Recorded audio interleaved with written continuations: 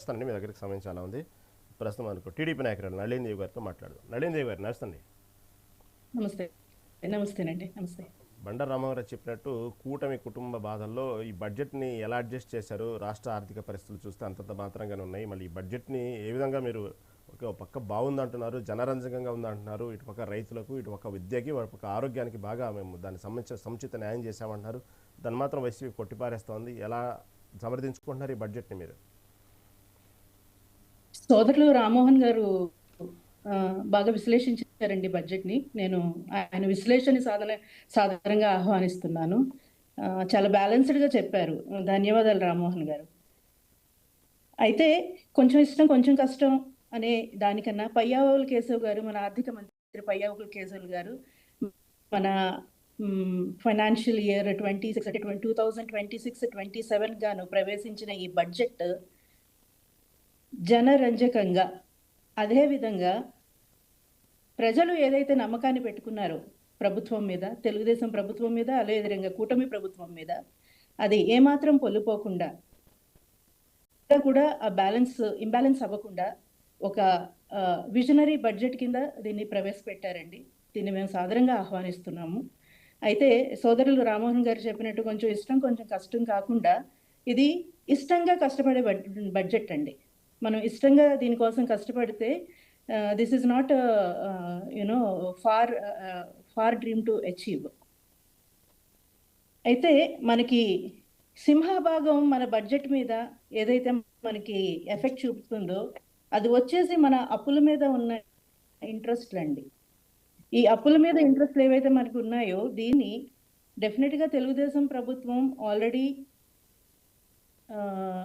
డిస్కషన్స్లో భాగంగా 9%కి దాన్ని తగ్గించే విధంగా ఆల్రెడీ డిస్కషన్స్ జరిపి నెగోషియేట్ చేసి దాన్ని 9%కి తగ్గించే విధంగా కొంతవరకు జరిగినాయి కూడా. ఆ జరిగిన నెగోసియేషన్స్లో మనం ఇప్పటి వరకు ఆదా చేసింది 327 కోట్లండి.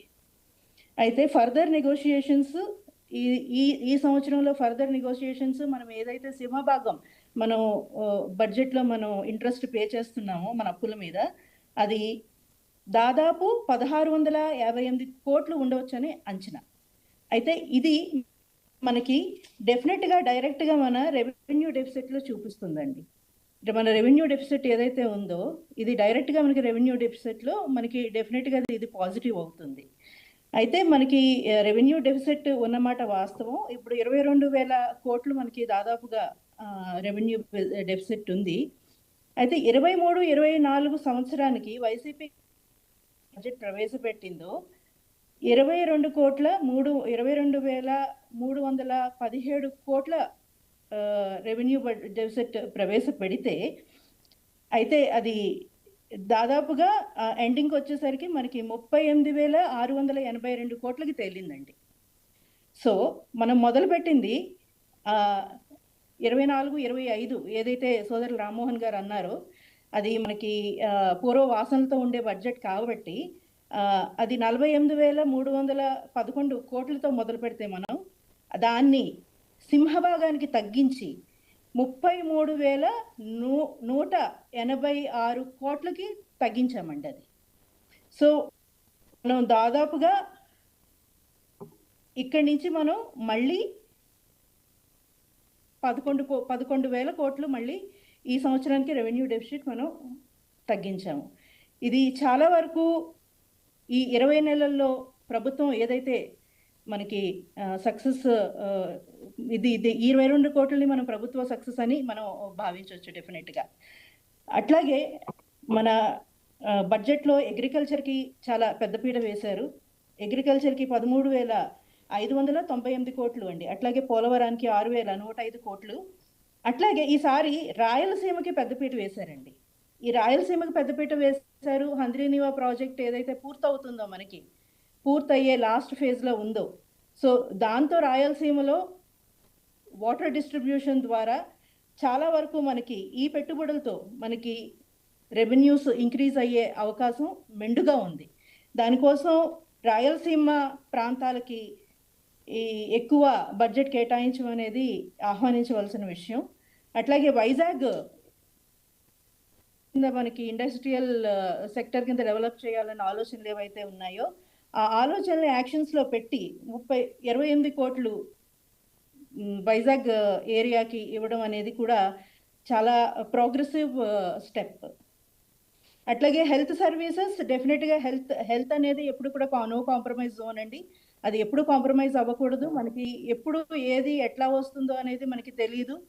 మనకి కోవిడ్ సిచ్యువేషన్స్ దానికి ఎగ్జాంపుల్. సో మనం హెల్త్ సెక్టర్ ఎప్పుడు రెడీగా ఉండాలి, రెడీనెస్తో ఉండాలి అనే దానికి ప్రామాణికంగా ఈ హెల్త్ సర్వీసెస్కి 4,000 కోట్లు ఇవ్వడం జరిగింది. ఇది చాలా visionary thing to take. Sir ఓవరాల్గా బడ్జెట్ చాలా ప్రోగ్రెసివ్ బడ్జెట్ అనే చెప్పాలండి. డెఫిసిట్ ఏదైతే ఉందో ఈ రెవెన్యూ డెఫిసిట్ తగ్గించడానికి డెఫినెట్గా ఇంట్రెస్ట్ రేట్స్ అనేవి దోహదపడతాయి. అట్లాగే సబ్సిడీస్ అనేవి మనం ప్రభుత్వంలో లేకపోతే ప్రభుత్వ కార్యకలాపాల్లో తీయలేని విషయం. We cannot minus them from governance. కాబట్టి సబ్సిడీస్ దో రెవెన్యూ డెఫిసిట్ని ఎఫెక్ట్ చేస్తున్నా కూడా వాటిని కంటిన్యూ చేయాల్సిన పరిస్థితి. కాకపోతే సేవింగ్స్ అనేవి చాలా ఇంపార్టెంట్ అండి.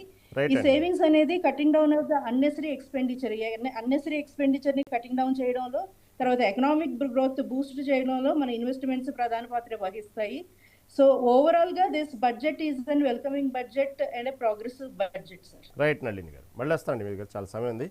Okay, thank you. రామారావు గారు